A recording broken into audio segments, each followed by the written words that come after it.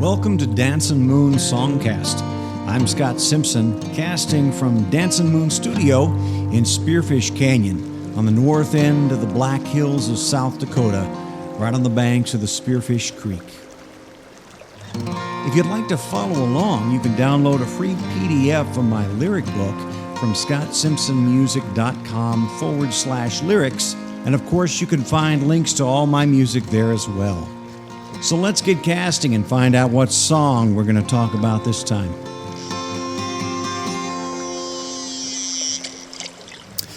Well, on this week's episode of Dancin Moon Songcast, we're going to be talking about Who Sings This Song from 2013's Edge of the Known LP. This is a song that has the most plays of any of my songs, particularly on YouTube, but also on Apple Music, as well as pretty high up there on Spotify. So we'll listen to Who Sings This Song and then talk about it on the other side.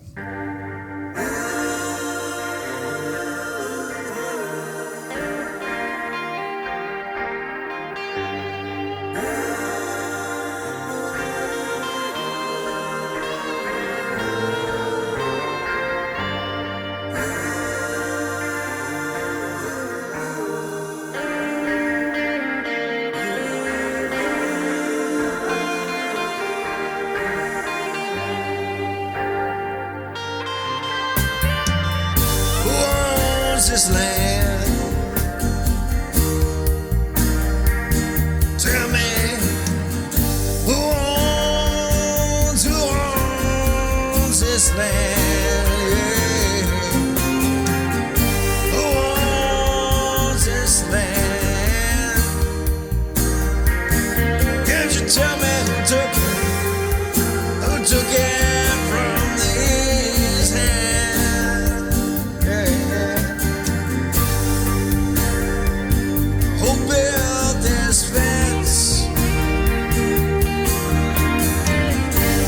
Tell me who built this fence now, yeah. Who built this fence? Who's been in and who's been out ever since? Tell me now, yeah.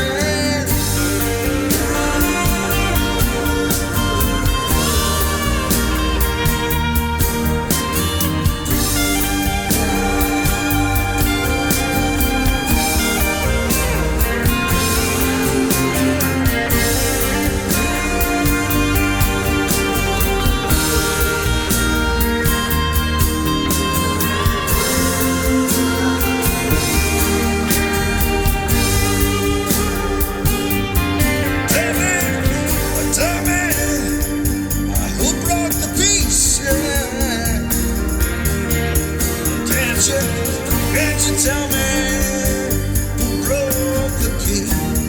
Who broke the peace? Yeah. Tell me who broke the peace? When there's occupation, when's this occupation ever gonna? When's it gonna cease? Yeah.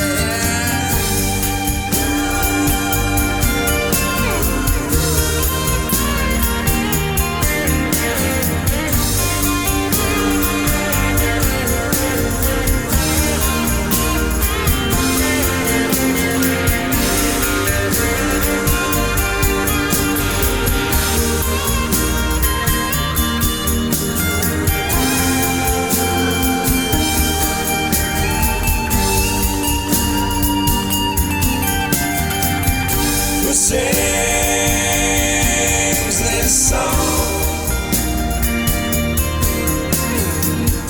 Who sings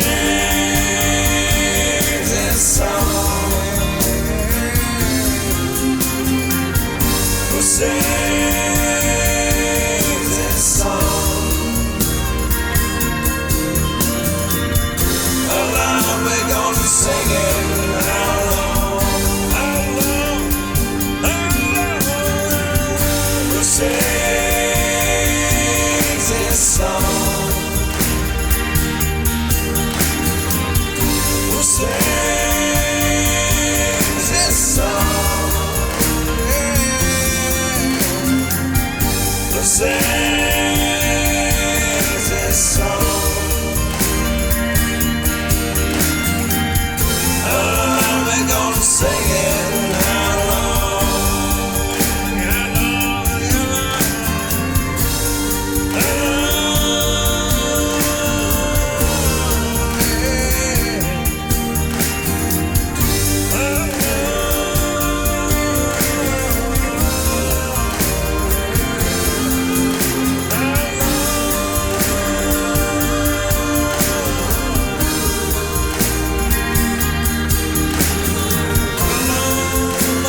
we sing?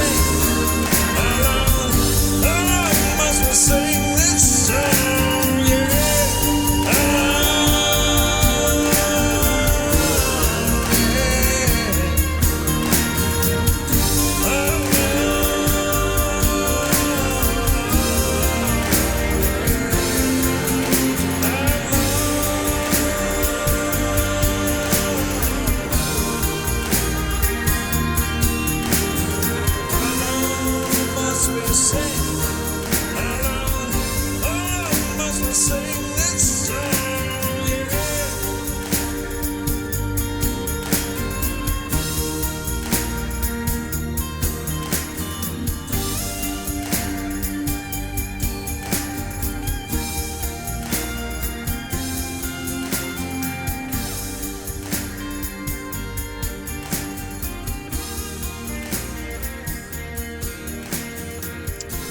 So as I said, Who Sings This Song has gotten quite a number of plays compared to a number of my other songs. The music video, which I will, I'll include a link to that on the podcast page. The music video has had somewhere close to 12,000 views, which is not a lot by some standards, but it's quite a few. And I think because of the nature of the song, and I'll give a little bit about the history. It's a fairly simple song.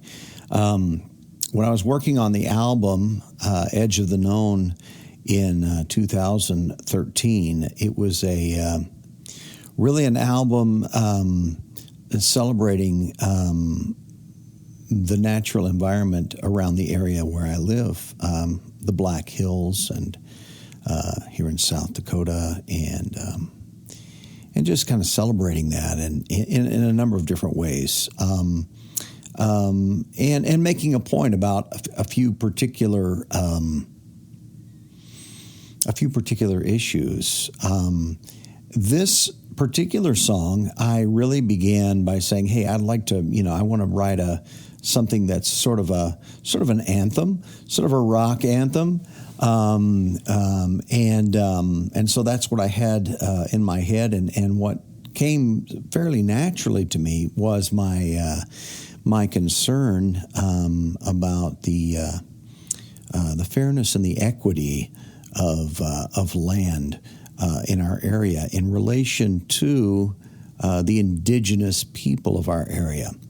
I do a lot of work in education and have interviewed well over 100 Native elders from tribes across South Dakota and North Dakota, and had a number of wonderful interactions with those communities. And so their concerns about broken treaties and about issues around land and around particularly, around land concerning the Black Hills in our region. Those are concerns for me, and how unfair many of those boundaries came about in unfair ways, so that issue was really in my mind when I initially wrote the song. And I'll go ahead and go through the song and talk about those issues, and then I'll talk about then in 2016, 3 years later, when I put out the video. That's really when the song took off because of being linked to a particular incident. So we begin, who owns this land? Who owns this land? Who owns this land? Who took it from these hands? One of the key ideas for Native people has to do with land ownership. Traditionally, there was not a sense of ownership of land. You didn't own the piece of ground that you lived on or that you hunted on. It was a very different perspective. The land was a relative. The earth itself was Unchi Maka, Grandmother Earth. And as a relative, you had a mutuality. She took care of you. You took care of her. You dealt with her in respectful ways. And there was a spirituality about all of your engagement, whether it was with the earth, the dirt, the rocks, the other nations around you, the trees, the nations of four-leggeds and winged and fish, and all of the other nations around you. You dealt with them in particular ways, respectful ways. And so it was a very different sense than the very Western and European sense for those who are coming over as immigrants of, I get my plot of land and I mark it off and this is mine. I own this section here. I own it, I've bought it, or I've worked hard for it, and it's mine to do with what I want. That wasn't a perspective of the indigenous people. No land was yours to do with what you wanted. You had a responsibility to respect any piece of land in a particular way. So the next stanza, who built this fence? Who built this fence? Who built this fence? Who's been in and who's been out ever since? So the fences that we build, two kinds of fences here, I think, in my mind as I was writing. There's the fence that says, this is mine. I own this. You stay out of it. This is mine. It's my property. But there's another sense of fences. When all of these treaties were made, when reservations, and we have 9 of them in South Dakota, when these reservations were made, essentially they were fenced in areas, not always literally, but they were boundaried, and part of the initial piece of that was you, Lakota Dakota people, you stay in and on your reservation. Essentially, and I've had an elder describe it to me as a prisoner of war camp. Another elder told me about uncles that she had when she was young that she knew of who got arrested simply for leaving the reservation. The fences, the boundaries, the agreed upon boundaries that were created by the U.S. government essentially became prison walls.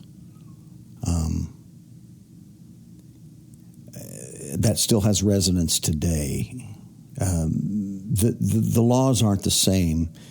People can come and go freely on the reservation, but that sense of imprisonment, of the agreed upon territory becoming a prisoner of war camp, that still has resonance today. Who broke the peace? Who broke the peace? Who broke the peace? When's this occupation ever going to cease?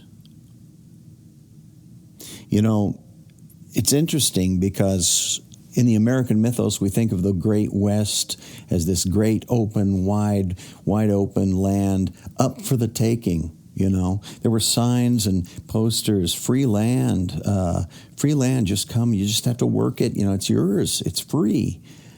And that's not really true. This land was not just wide open. It was, if not owned by, it was a relative of and taken care of by the indigenous people who lived in the area. who were used to having others, and there were certainly skirmishes and things like that, but they recognized that the land is not owned by someone. We two-leggeds and our various groups, we move along it, and we try to be respectful of it, and we try to be respectful of each other. And the skirmishes came up when someone was not being respectful. But to say, hey, we're coming in now, this is ours, is like an occupying army.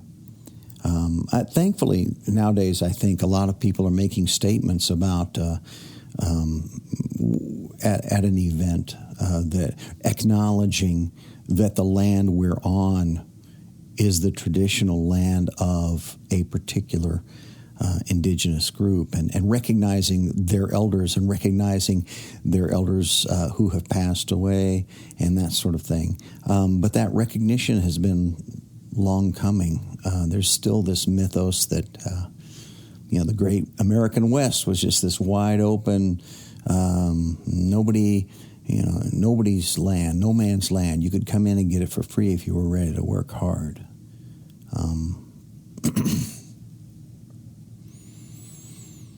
There were people here who had learned to live in this land for centuries. And unfortunately, when the immigrants came in, they were a little slow about learning the lessons that the people who had been here for the longest had learned over centuries and knew. Rather, it was more of a get out of the way, stay over there. We're doing what we want here. When's this occupation ever going to cease? I don't think it's a matter of people having to leave. I think it's a matter of when our coexistence feels less like an occupation, like an occupying army, less like that and more like neighbors. And I think we're moving in that direction. Who sings this song? Who sings this song? Who sings this song? How loud we going to sing it? And how long? This comes, the inspiration for the title and for this stanza and for the rest of it, which is almost entirely who sings this song, how loud are we going to sing it, and how long? How long must we sing this song? How long must we sing this song? Two inspirations for that. First and foremost, the Psalms, and then second of all, an inspirational group for myself who was inspired by the Psalms, which is, of course, U2, Bono being the lyricist. And so this becomes a unifying anthem, inviting people to sing this song, to ask these questions. Who owns this land? Who built this fence? Who broke the peace? And how long do we have to deal with this? And who will join us in singing this song? An important question. So in 2016, then the Sacred Stone camp was established in North Dakota. I was fortunate enough to visit it. And in relation to the water rights battles, the water protectors, as they call themselves, looking out for all of us who are dependent upon this wonderful thing called the Ogallala Aquifer, all of this wonderful clean water that was at risk and still is at risk of being damaged, dirtied, ruined by oil pipelines, various oil pipelines coming through the area. And so the water protectors